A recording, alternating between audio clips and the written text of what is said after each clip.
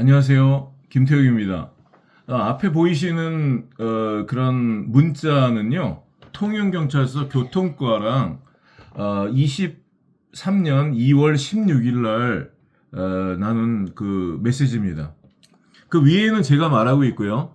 만약 미보험 확인, 중간통지이마저 보험사와 짜고 기망하기 위해서 이렇게 발송한 허위 공문이면 누구씨는 알아서 하시기 바랍니다. 제가 그랬어요. 왜냐하면 이 사람들이 상대방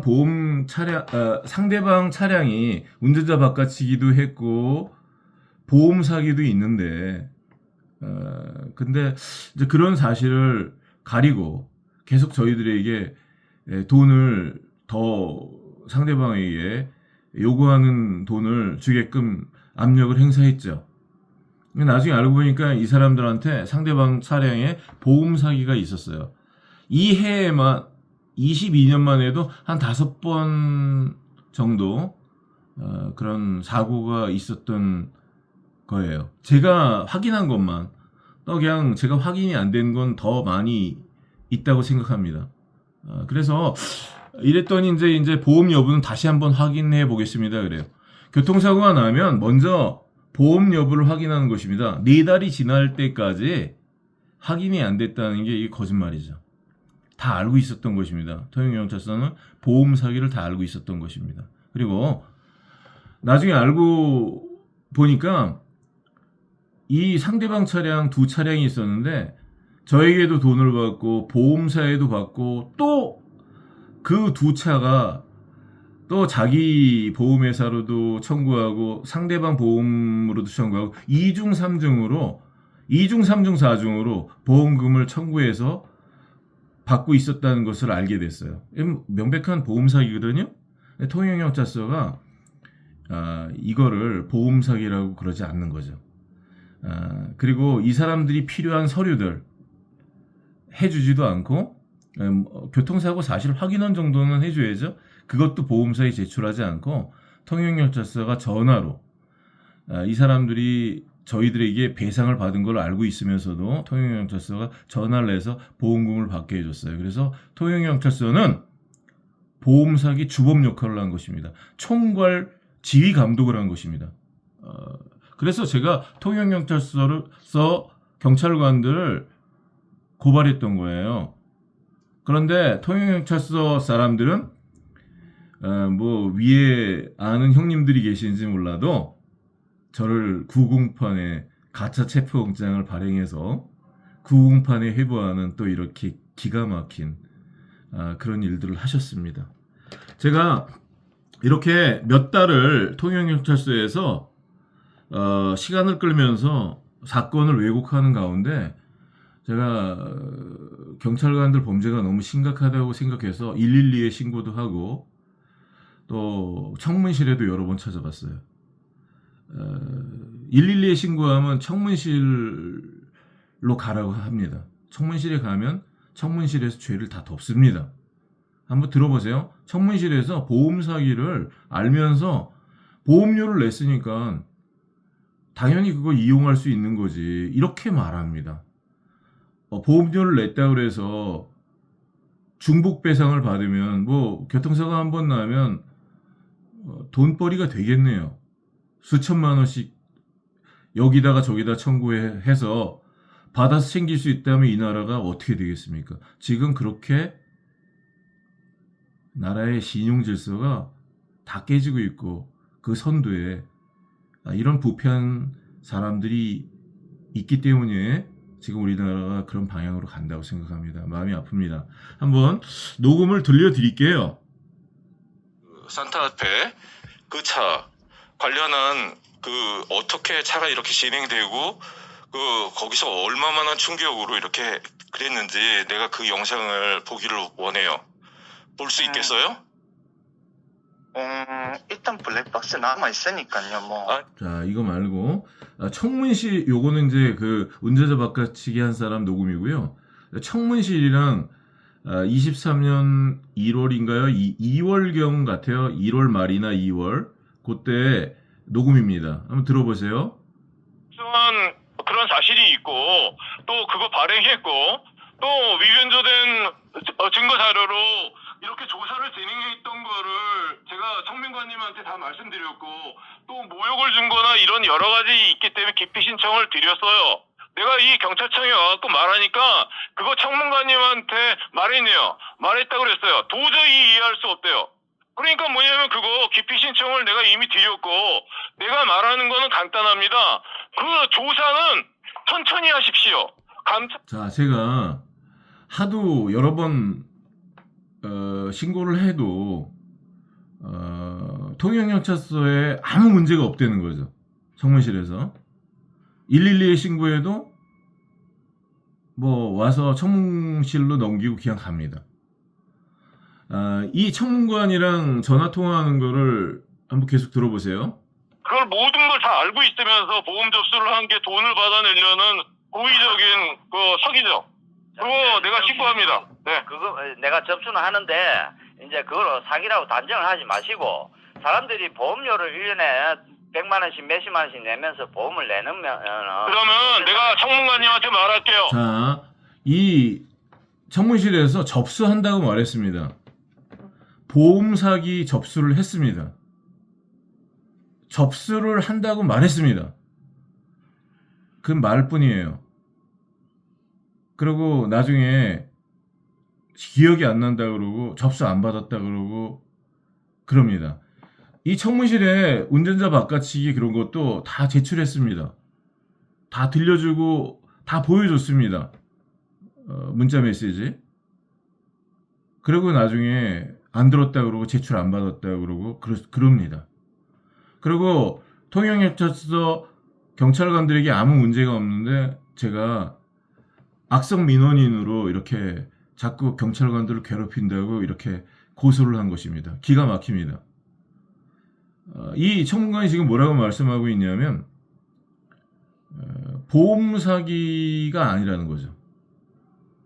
뭐가 보험 사기예요? 저희한테 1,000만 원 가까이 돈을 뜯어갔는데 그리고 저희 몰래 운전자 바꿔치기도 했는데 그리고 보험 신고를 해서 또 돈을 받았는데 그 과정에 통영경찰서가 보험회사에 전화를 해줘서 돈을 받게 해줬는데 중복배상을 받은 것뿐만이 아니라 또 그 상대방 두 차량이 교차해서 자기 보험으로도 자손 처리를 했고 상대방 보험회사에도 또 보험 청구를 했어요.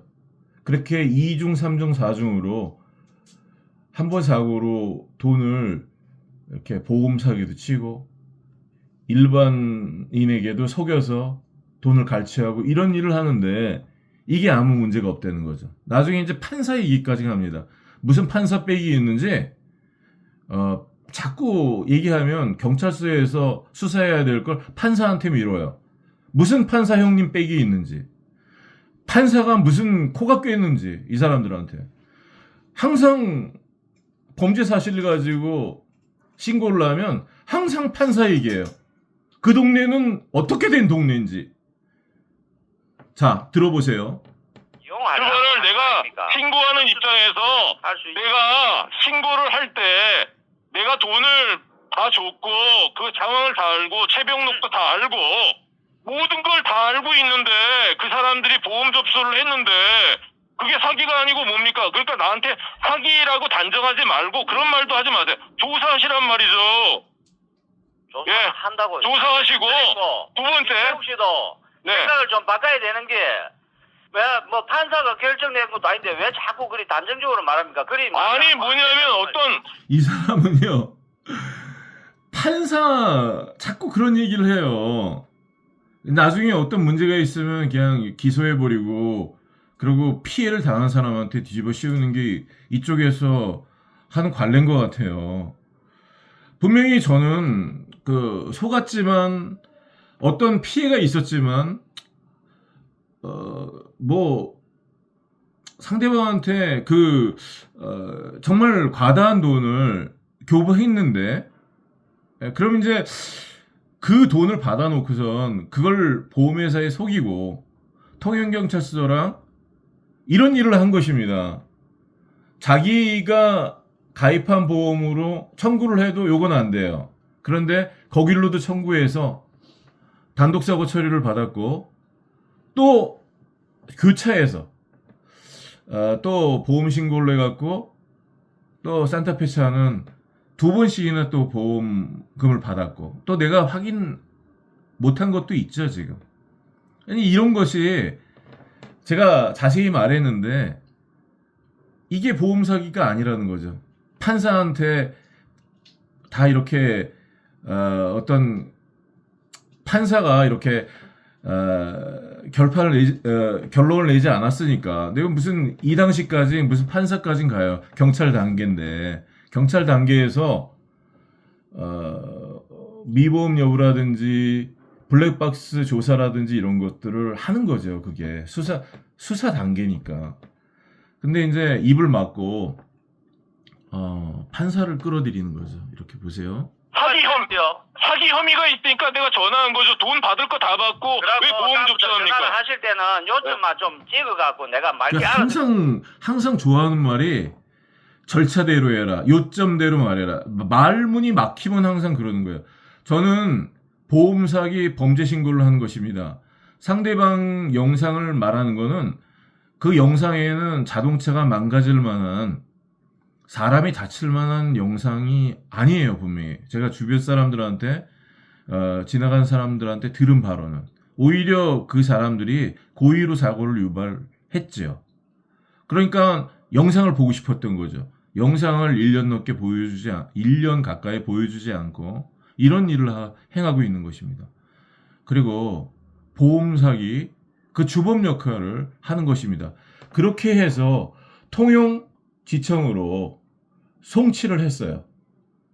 송치를 하고 그리고 또 통용지청은 그 송치를 받아서 조사도 안 해주고 조작 증거들로 이렇게 또 국민을 체포하고 구금하고 아이고 이런 말도 안 되는 일들을 지금 공권력의 이름으로 행하고 있는 것입니다. 제가 요것 좀 보여드릴게요. 여기 보시면요, 여기 이제 고소장입니다. 제가 어디 있지? 그래서 원래 이 사건이요, 22년 10월 20일 날 상대방이 통영경찰서 아는 사람들한테 고소를 했는데요. 그러니까 신고를 했죠. 그런데 통영경찰서에서 진행할 때 이 보험 사기나 운전자 바깥치기나 상대방의 범법 행위들을 없다고 다 덮어버리고 저를 가해 차량의 차주로 저희 아내를 치상 가해자로 조작했어요. 그래서 제가 고소장을 여기 보시면 고소장을 23년 1월 19일 날 제출했습니다. 통영경찰서에 경찰서장 앞으로 제출했어요. 우편으로 내용 증명으로 보냈습니다. 이것도 왜 이렇게 했냐면 이 사람들은 접수증을 끊어주지 않아요. 그리고 제가 제출한 고소고발장을 다 인멸해 버립니다. 실제로 있어요. 내가 제출한 고발장을 그냥 바로 휴지통으로 버렸나 봐요. 다음에 가서 물어보니까 제 고발장이 없어요. 그래서 이렇게 내용 증명으로 보내기 시작했습니다. 이렇게 이날에 보냈으면요, 1월 19일을 보냈으면 1월 한 20일 경에 도착하면 그걸로 접수가 되고 킥스에 올라가고 사건 번호, 접수 번호가 다 나오는 거예요. 원래 법적으로. 그런데 이 사람들이요, 한 달 넘게 이 고소장을 은닉했어요. 그래서 그걸로 수석과장을 만나고 뭐 경무과장을 만나고 교통과에 찾아가 그래도 제 고소장이 없대는 거죠. 기가 막힙니다. 그래서 막 따지다가 2월 달이 됐어요. 2월 달, 그러니까 한 달 정도 돼서 제가 이거 따지다가 보니까 이 사람들이 안 되겠는지 제 고소 사건을 이렇게 000-808 이렇게 접수 번호를 내줬습니다. 제 고소장을 접수한 거죠. 그리고 이렇게 1월 달에 제출했는데 2월 달에 접수하고 이것도 위법인데 고소인 보충 조사를 진행하지 않아요. 그리고 이게 4월 달입니다. 4월 달에 배당이 됐다는 거죠. 1월 달에 제출했는데 3개월 동안 수사관 배당도 안 했던 거죠. 그리고 4월 달에 배당을 하고 지금까지도 고소인 보충 조사를 하지 않고 있습니다. 2년이 지났죠, 이게? 그리고 여기서 끝난 게 아닙니다. 여기서 끝난 게 아니라 여기 한번 보십시오. 이거는 이제 진술 조서인데요. 이 날짜를 보면 23년 1월 2일 날 11시에 통영경찰서에서 제가 진술 조서를 받았다는 거죠. 근데 저는 이 시간에 통영경찰서 교통경비과에 있지 않았습니다. 그런데 이렇게 가짜 진술 조서를 만든 거예요. 부동산 계약을 했는데 계약도 안 했는데 부동산 계약을 해서 집을 판 것처럼 이렇게 황당한 서류를 누군가 작성했대. 얼마나 황당하겠어요. 형사소송은 제가 할 수 있는 것입니다. 피해자 고소인이 할 수 있는 거예요. 이것은 제 고소장으로 말미암은 것이 아니에요. 이게 날짜 보세요. 1월 19일에 고소했어요. 1월 19일 이후에 제 진술 아니면 고소인 보충조사가 있어야 되는 거죠. 근데 이건 날짜가요. 23년 1월 2일입니다. 그게 거짓말이죠. 그리고 한번 보세요. 제가 어디 있었는지. 1월 2일 날 여기 이제 오전 11시 14분경에 여기 보세요. 11시 14분입니다. 이때 제가 민원실에 있었습니다. 민원실장 만나고 있었고 녹음이 있습니다. 여기 이제 그날 녹음이에요. 녹음이 있어요. 원본 녹음이 있고 그리고 그 다음에 여직원과 대화를 했어요. 여직원과 대화를 한 시간이 11시 20분입니다. 오전. 그리고 11시 29분부터는 조누구 씨라는 사람을 만났어요. 그 사람이 이제 12시 다 돼서 식사하러 갔고 그리고 이제 제가 12시경 11시 한 58분경에 112 긴급 신고를 했습니다. 그래서 경찰관들이 바로 와가지고 경찰관들이랑 4시까지 있었던 걸로 기억해요. 그 녹음도 있습니다. 그래서 이날은 좀 특별한 날이에요. 112 신고를 했고 그래서 다 녹음이 있어요. 이 녹음을 한 이유가 있습니다. 너무 거짓말을 하니까 녹음을 했어요. 내가 이날 다 녹음이 돼 있습니다. 원본이 있습니다. 그래서 1월 2일 날 11시에 교통조사팀에 있었다. 이거 새빨간 거짓말이에요. 11시에 제가 진술조서를 작성한 적이 없습니다. 이 조서는 통영경찰서에서 그렇게 만든 유령 조서입니다. 이런 것들을 작성해서 어떻게 했는지 아세요? 자, 여기 사건 번호 보세요. 제 고소장은 요 번호입니다. 접수번호. 요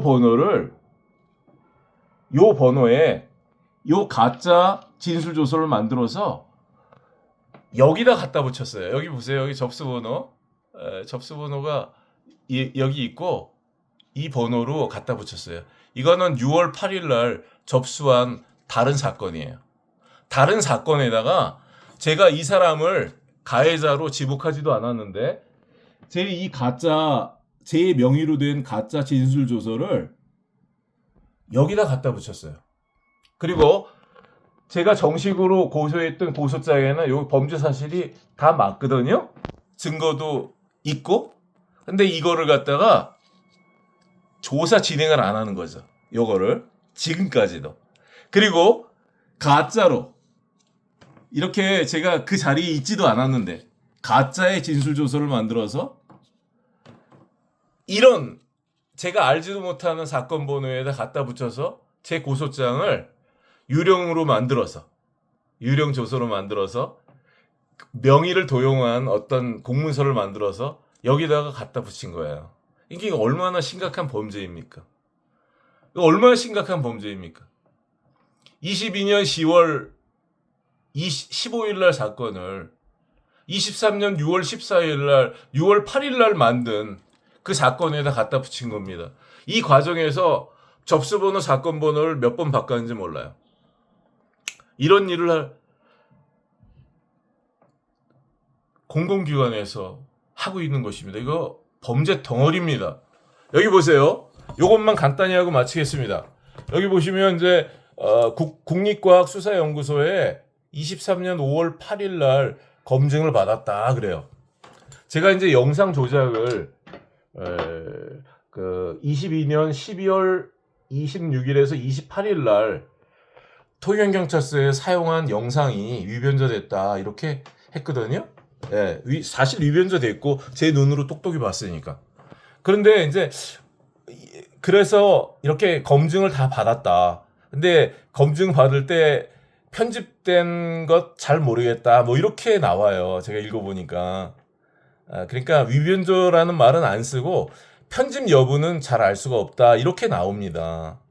이제 23년 5월 8일. 근데 그거를 근거로 해서 제가 위변조됐다고 말한 게 무고라는 거죠.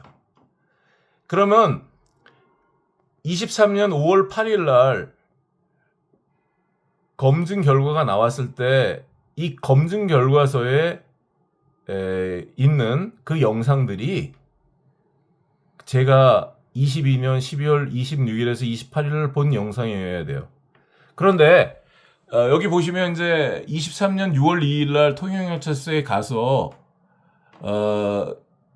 제가 그랬어요. 국과수에 휴대폰 영상 안 보냈어요. 그러니까 휴대폰 영상은 어차피 포렌식된 영상이랑 똑같은 영상이에요. 뭐 이래요. 그래서 안 보냈다는 거죠. 그래서 12월 26일이랑 28일 다른 영상이었고 또 12월 26일 날 휴대폰 영상을 사용했는데 그 위변조됐다고 그래서 그 영상이 국과수로 들어가야 되는데 휴대폰 영상을 왜 안 보냈어요? 이렇게 따졌습니다. 나중에 뭐라 그러냐면 여기 보세요.